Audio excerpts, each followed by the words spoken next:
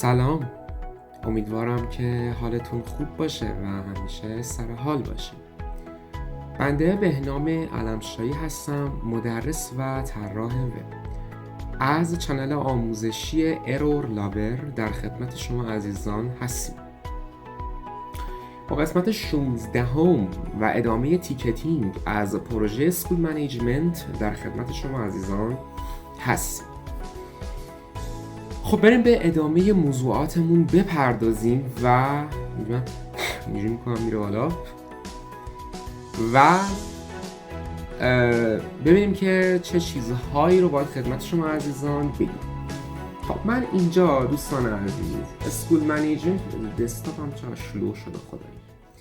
اسکول منیجمنت رو میکشونم روی VS کد و اینجا داریم میبینیم. خب ما جلسه پیش در رابطه با لیست کامپرنشن های حرف زدیم که اینجا فورهای تو در تو دارن. یعنی این فورهای تو در تو شما میتونید استفاده بکنید در لیست کامپرنشن هاتون و مقادیری که میخواین رو ایتریت یا فور بزنید. خب حالا مشکلی که اینجا داره بچه ها، من از این یه خروجی بگیرم بیام تو مین خروجی، یه مشکل اساسی داره. خب من یک میزنم ادمین گزینه شماره 2 آقای مثلا بهنام 1381 همه تیکت ها رو پشت سر هم نشون میده. درسته؟ یعنی این یکی از مشکلاتی هستش، چون سامانه تیکتینگ مثلا تاریخ رو میزنه میگه این تاریخ شما این تیکت رو ایجاد کردین، این تاریخ این تیکت رو ایجاد کردین. خب ببین من به جای لیست کامپرنشن این بمونه ها، یعنی با این روش هم یه جورایی میشه، ولی ما باید وارد مسئله HTML بشیم ولی نمیخوایم فعلا. خب حالا اگه شد اونم ترکیب میکنیم. فعلا اینا رو بگو چی کار میکنم، کامنتشون میکنم. خب یه دونه فور بیزنم روی کی؟ روی تیکت ها. for every فور معمولی میریم for every ticket این در واقع tickets. خب این الان کلیدهای دیکشنری رو دریافت میکنه. درسته؟ وقتی که میره سراغ فور بعدی درسته میره مثلا یه فور رو میگیره، تیکت یک رو میگیره، users.json رو ببین اینجا، بله اینجا بود. ببین تیکت یک رو مثلا میگیره، وقتی میخواد بره سراغ فور بعدی دیگه این تیکت یک رو ردش میکنه. درسته؟ پس من میام اینجا میگم که آقای تیکت که جنس از نوع دیکشنری هستش، براکت رو باز کن، every تیکت رو بزن، مثلا میگه تیکت یک، تیکت دو، و از این من ریسپانس ها رو میخوام. درسته؟ جواب ها رو میخوام. میگم ریس همجا داشتم اینو کپیش میکنم responses. خب اینو میریزم تو یک متغیری به اسم در واقع این جنسش دیکشنریه، با لیست اسخای میکنم. ببین جنس این دوباره از نوع لیست هستش. خب من میام اینجا میگم که شما بیا بی زحمت اینجا بگو response value که از نوع یا response list که بدونین این یه دونه چیه؟ لیست هستش. خب حالا اگر من داخل این بنویسم pd.dataframe میشه، میتونم مثلا pd.dataframe و response list رو تو داخل فور میذارم میشه. خب و میام از این یه پرینت میگیرم دوستان و میگم پرینت کن یه دونه ستاره ضرب داره یه فاصله بده، فاصله که این خطی بکشه، ضرب در 40 Alt Shift F. حالا میام تو مین ببینیم که اینجا چی داریم. خب این گزینه شماره اول ادمین دو آقای بهنام 1381 همونجور که میبینید، بله میبینید نوشته یوزر شهریه، میبینی که داره هر کدوم رو به دلخواه ما نشون میده. دیدی؟ یعنی کارشو داره خوب انجام میده. حالا میتونیم مشخص بکنیم که این تیکت چندمه. درسته؟ مثلا اون اولی تیکت 1، دومی تیکت 2. میگیری چی میگم؟ درسته؟ خب خیلی ساده تر شد کار. میام تو دفز، خیلی سختش کرده بودیم. میگیم این آل تیکت هم برش دار، اینجا بگو که اون تایتلش هم بی زحمت برای من بردار. یه تایتل داشت و یه ریسپانس داشت دیگه، درسته؟ بیشتر از این دیگه چیز دیگه ای نداشتش. میگم که تایتلش هم همون بالا بذاریم، تیکت every ticket و گزینه درسته؟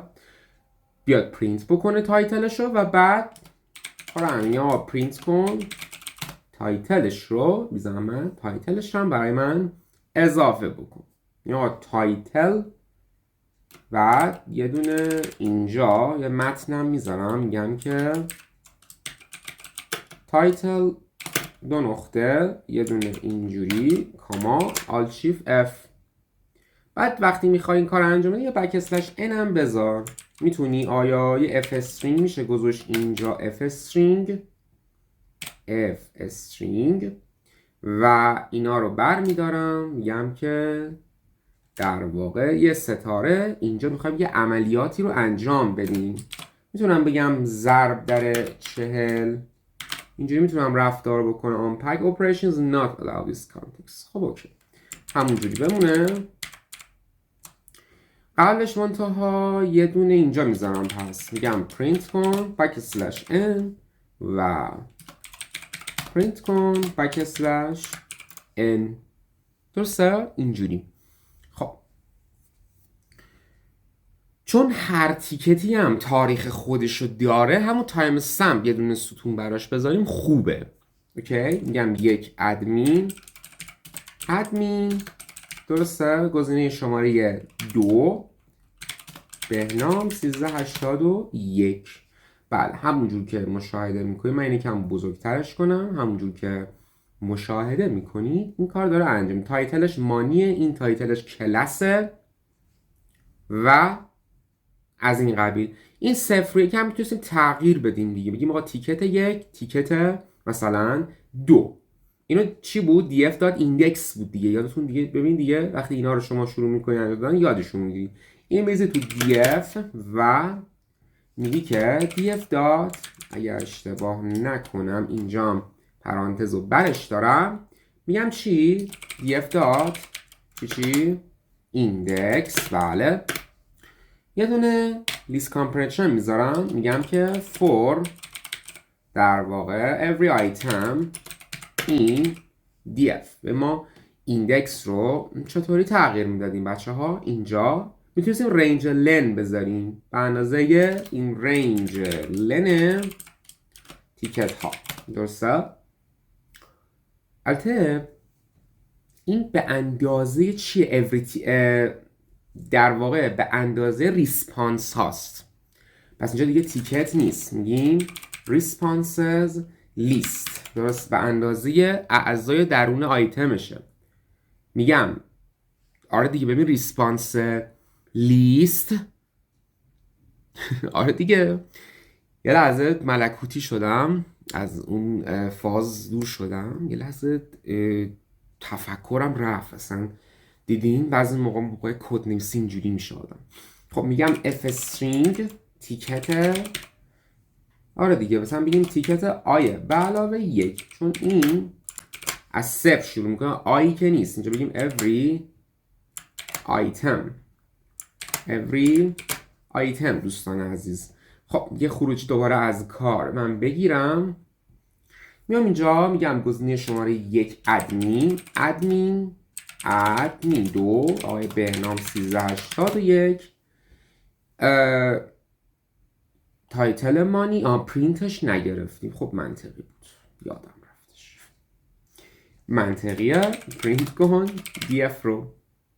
df رو چاپش بکن و این فورا رو هم بی زحمت میتونیم ببینیم. الان چند تا اینجا اینا داریم، میتونم بگم f string \n df، بعد دیگه این \n میذارم. خب اینو برش دارم، میگم که اول اصلا df رو چاپ کن، یه \، حالا نمیخواد بذاری، بعد برو یه فاصله بده، بعد دوباره بک اسلشه. اینجوری خیلی پرینت کار رو آماتور میکنه. خب میگیم گزینه 1 ادمین 2 بهنام 1381. بله. تایتل این مانیه، تایتل این کلاسه و آل تیکتش این دوتا چیزی که نانو آل تیکته باید برش دارم. این مال کجاست؟ مال در واقع اونجایی که ما شو تیکت رو صدا زدیم. شو تیکت رو اینجا چون چیزی نداره برای ریترن، ما اینجا قبلا یه روش دیگه بود، اینو برش میدارم و حالا میگم اینجا رو اینپوت پلیز اینتر the رو دیگه نمیگیم the row، میخواد حالا در واقع ریپلایش کنه، درسته؟ ریپلایش بکنه ولی به صورت درست. مثلا بگی حالا این چطوری اینو ریپلای بکنه بچه ها. خدمت شما عارضم که اینجا خدمت شما اصلا دیتا آف تیکت داره و فعلا من اینا رو کامنت میکنم، اصلا فعلا اینا رو نیازی نداریم. خب رو تیکت نمیگیم رو تیکت، میگیم which تیکت، کدوم تیکت. تیکت مثلا حالا اولی، جدول دومی و براش میتونیم راهنما بذاریم. please enter the ticket، بگیم کدوم تیکت. please enter which تیکت،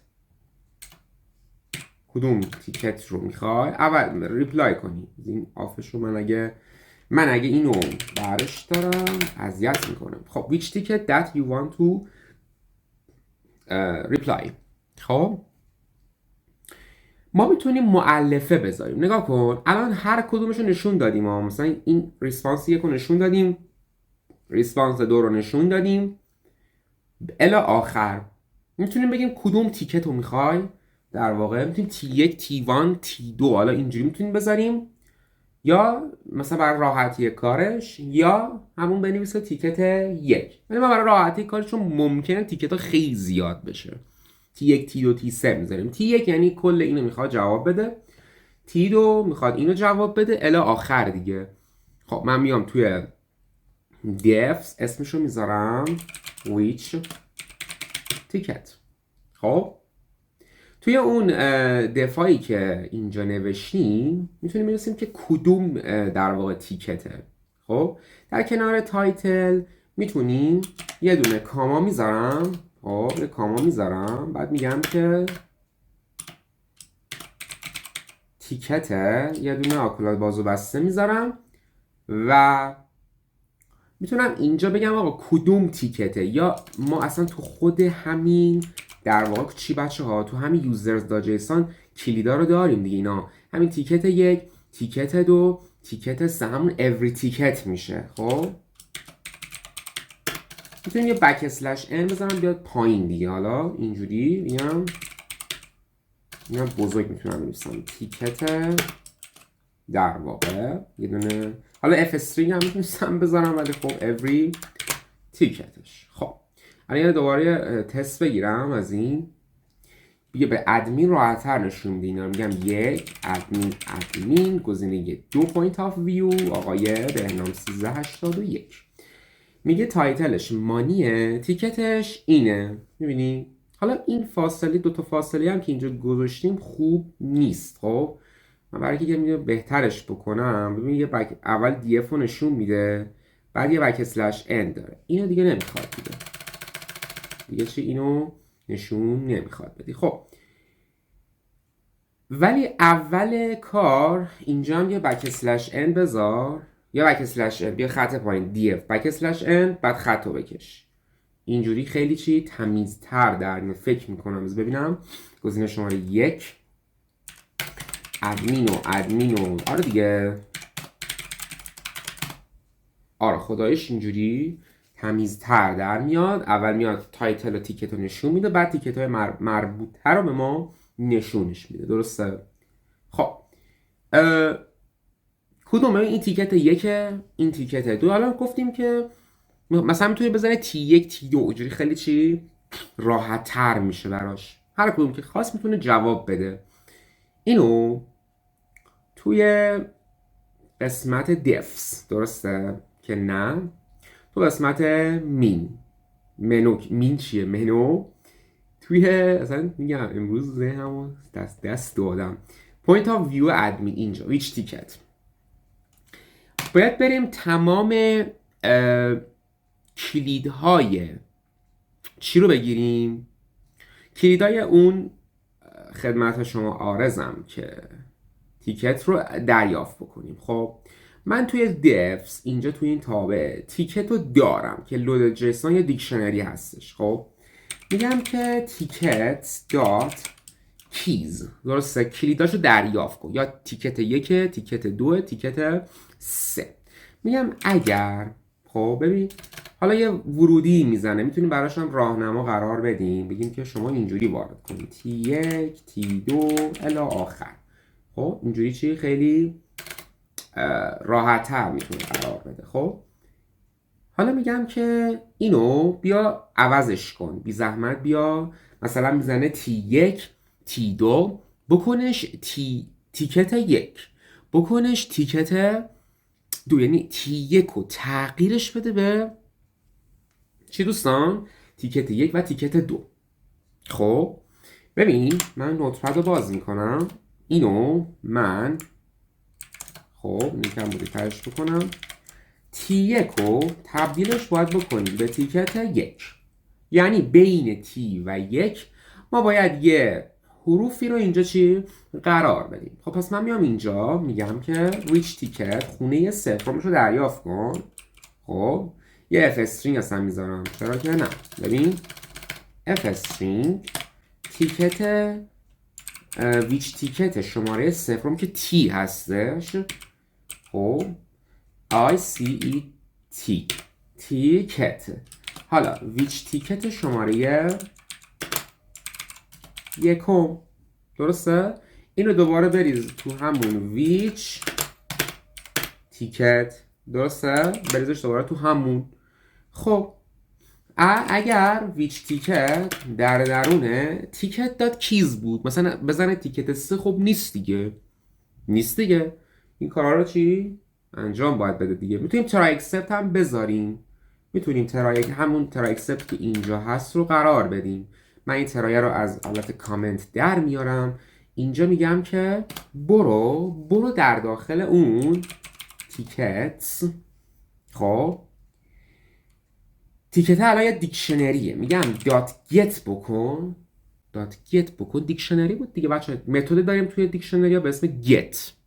حالا گت ارور نمیده، برای که ارور بده براکت بازو هسته، میگم which تیکت، یعنی برو توی این تیکت ها، مثلا میزنه تیکت 1، باید کل این دیکشنری زرده رو دریافت بکنه.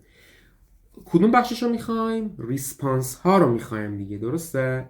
اینجا میگم responses، درسته؟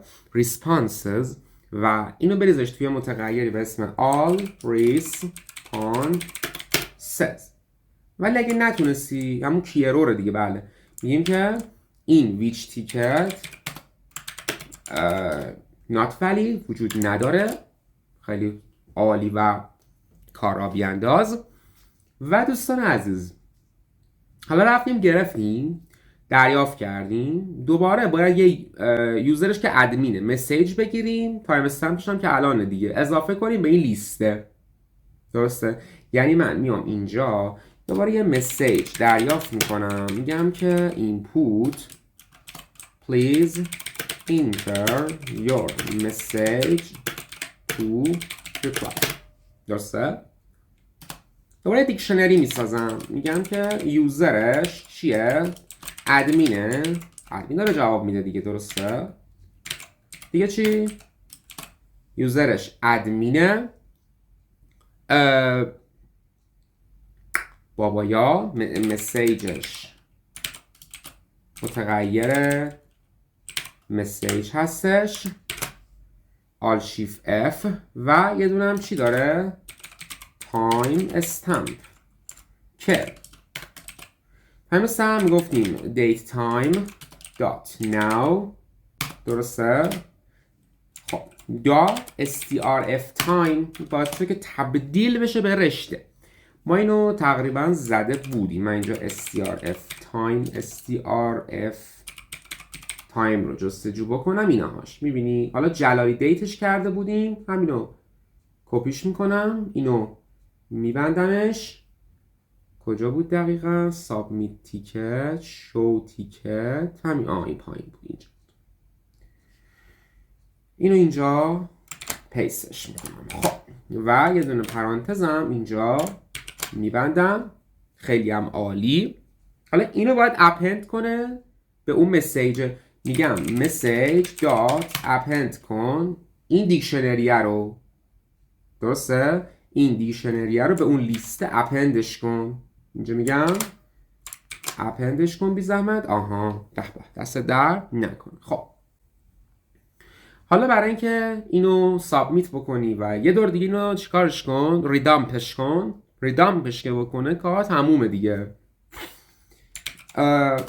منتها اینجا میگم که with open users.json as my file 2. چون یه my file مثل این که اون بالا داشتیم. بله json dot dumpش کن. dump بی زحمت. چی رو دامپ کن برای من؟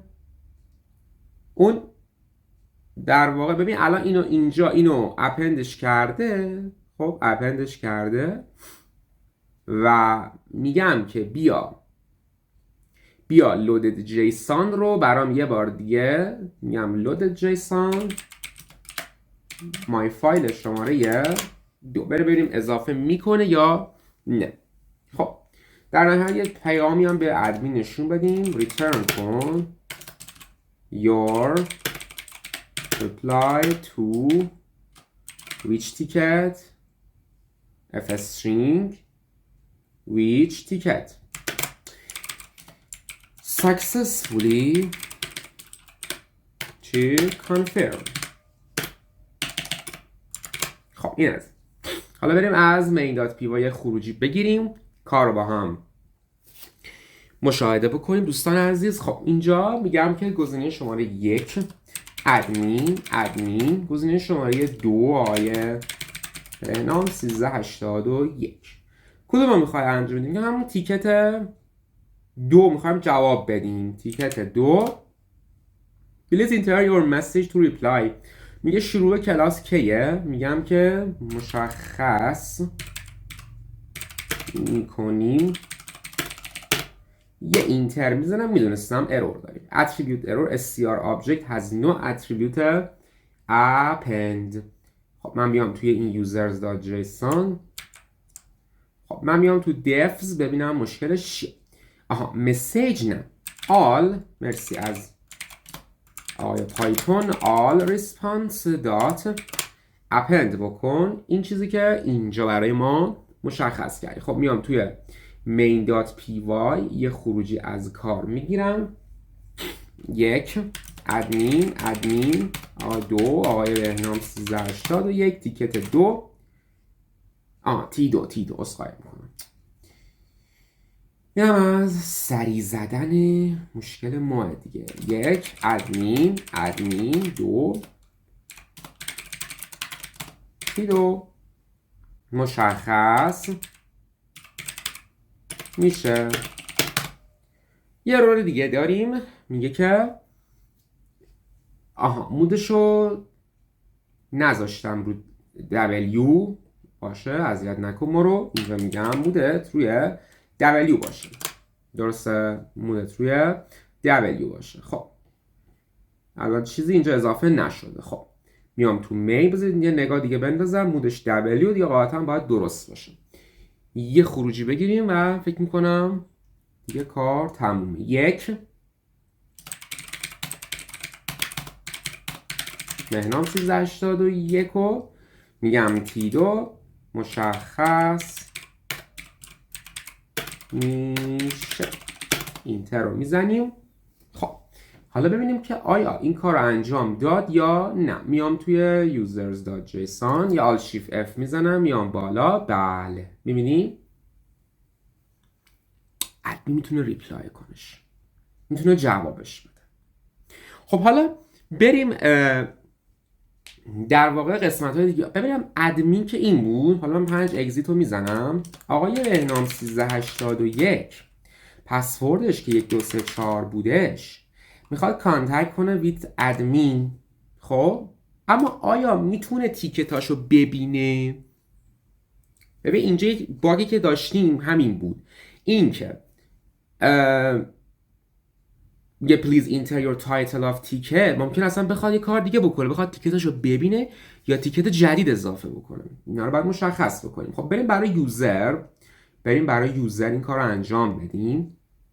نگاه کنین، ما قسمت show profile student show grade بالاتر بود فکر میکنم، show ticket که هیچی و add new ticket in JSON درسته. و اینجا اون یوزر میگیم که add new ticket in JSON.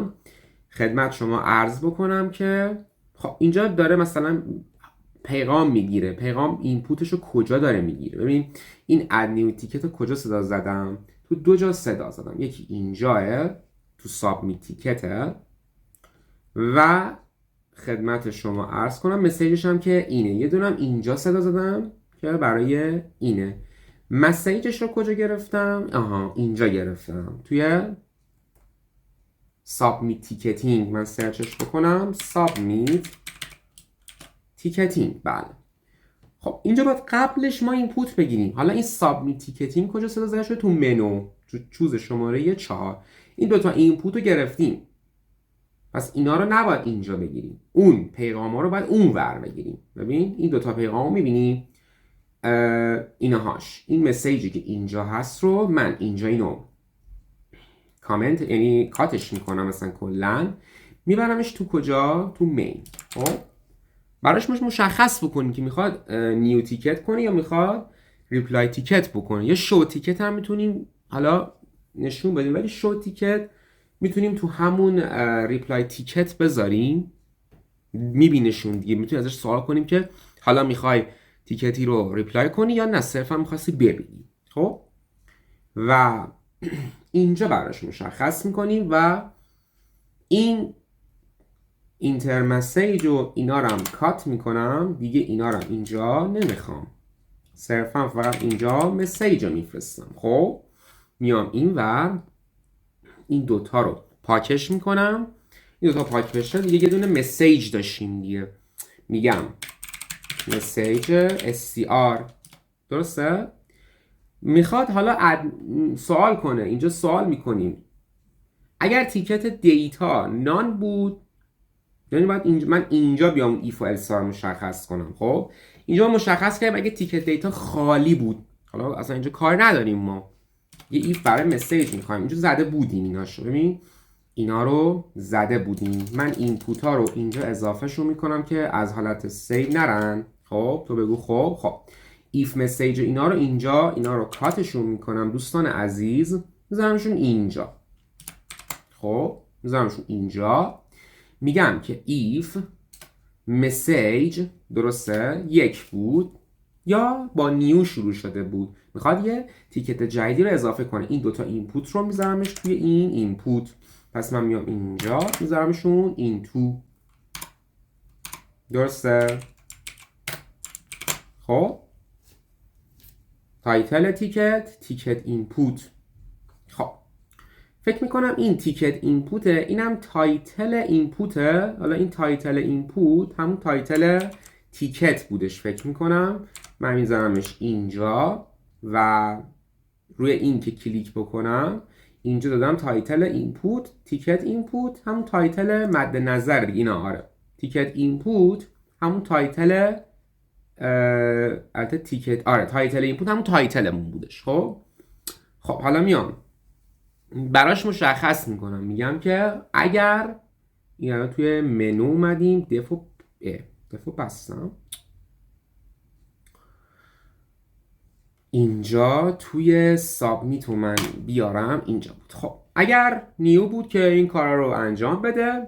حالا بحث نیو اینجا، اگر تیکت دیتا نان بود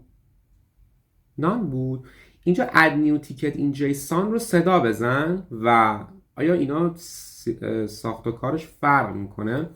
ببین ما اینجا گفتیم اگر تیکت دیتا نان بود، خب اد نیو تیکت این جیسون رو بزن.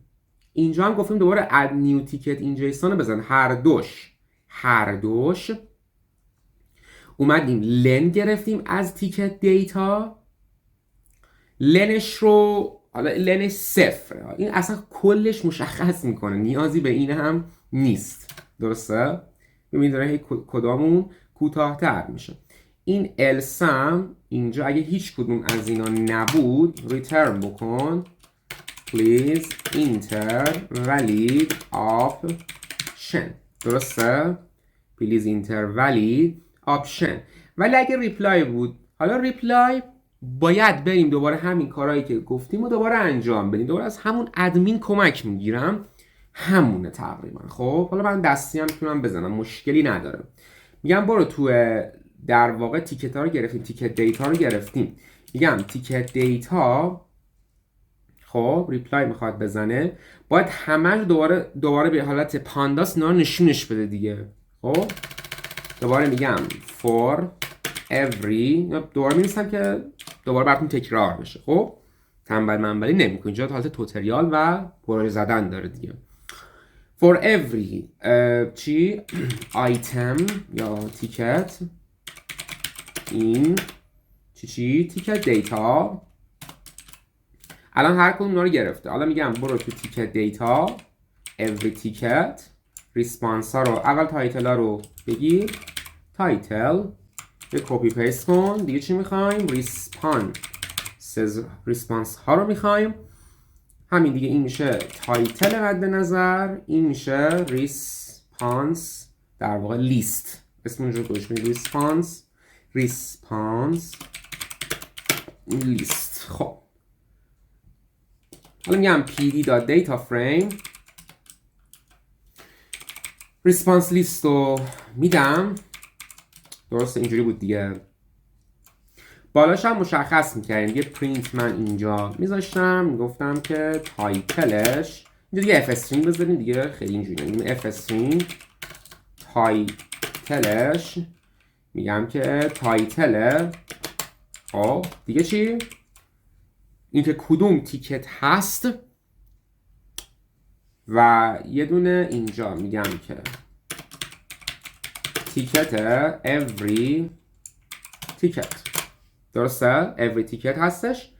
اینو بریز دوی متغیری به اسم df، ایندکس هاشو تغییر میدادیم، df دار دیگه یاد گرفتیم دیگه. میبینید مثلا 5 قسمت 4 قسمت از تیکت ها گذاشتید دیگه دستتون اومده.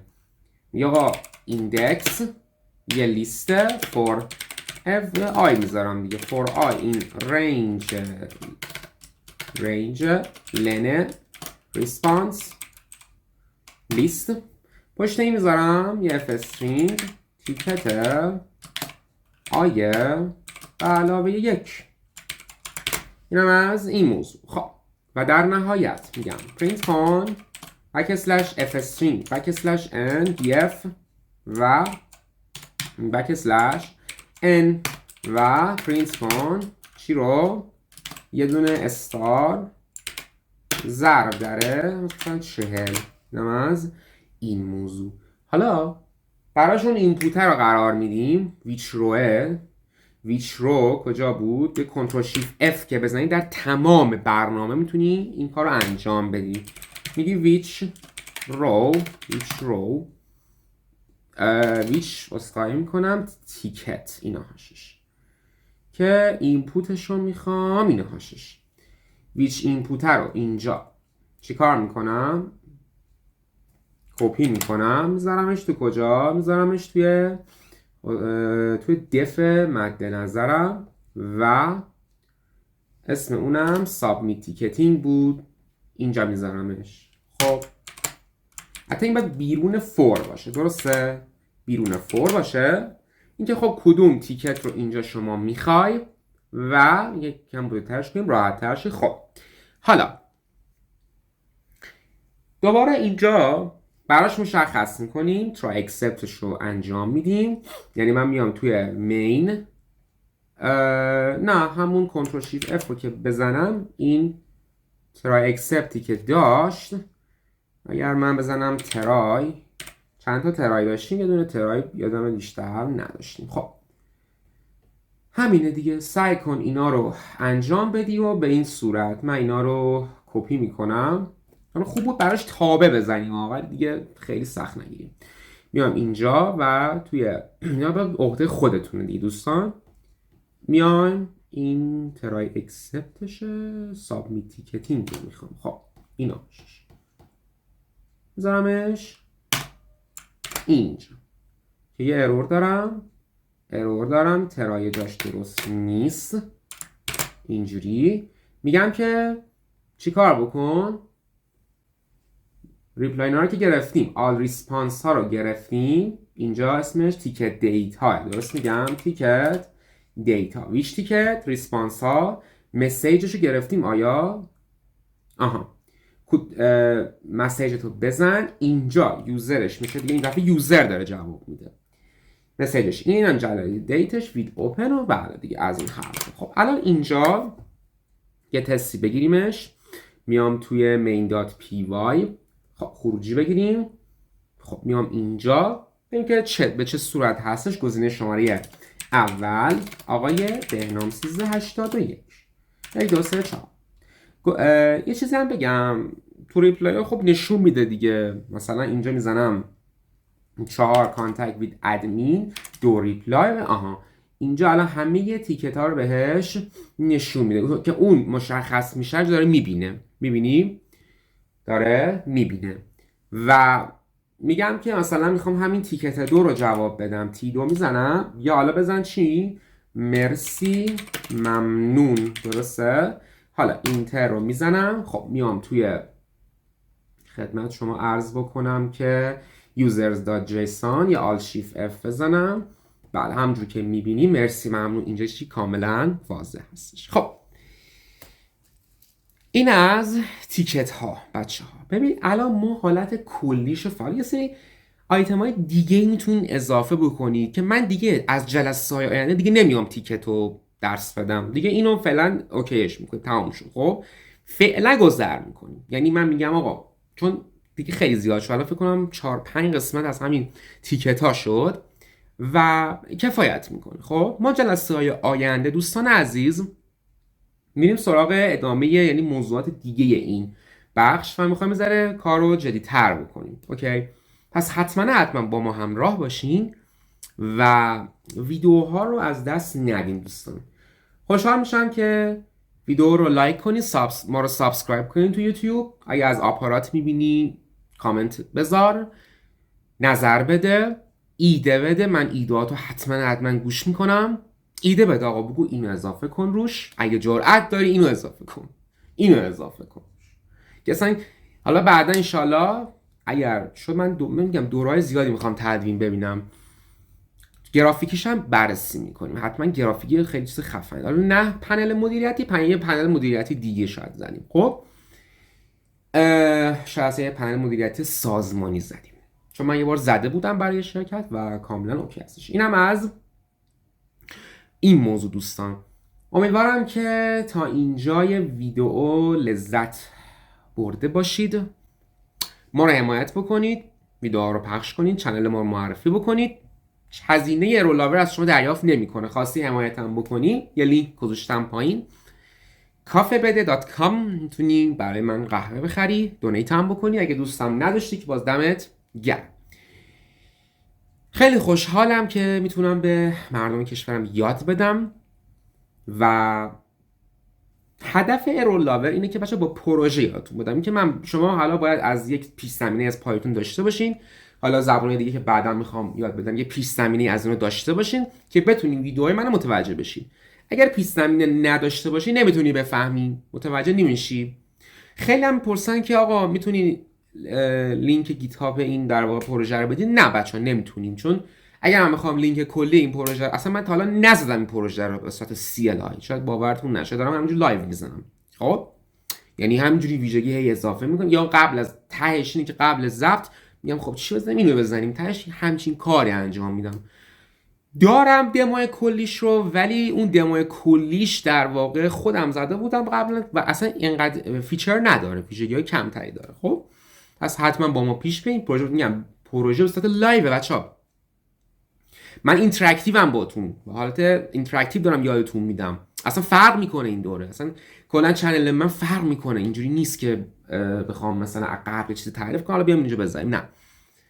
من تقریبا 4-5 سال تو حوزه پایتون فعالیت دارم، اون مهارتی که دارم رو دارم یادتون میدم و امیدوارم که ما رو حمایت بکنید. چیزی که تو ایران کمه واقعا حمایت. یعنی متاسفانه فکر میکنیم که اگه از هم حمایت بکنیم طرف شاخ میشه، طرف مثلا، در حالی که خب نه، اما حمایت بکنیم من پروژه خفن‌تری براتون میذارم، پروژه بیشتری میذارم، رزومه بهتری میتونیم بسازیم. من پروژه زیادی ساختم بچه‌ها، میتونم حالا یه دموی کلی ازتون توی جلسه 20 یا 30 نشونتون بدم.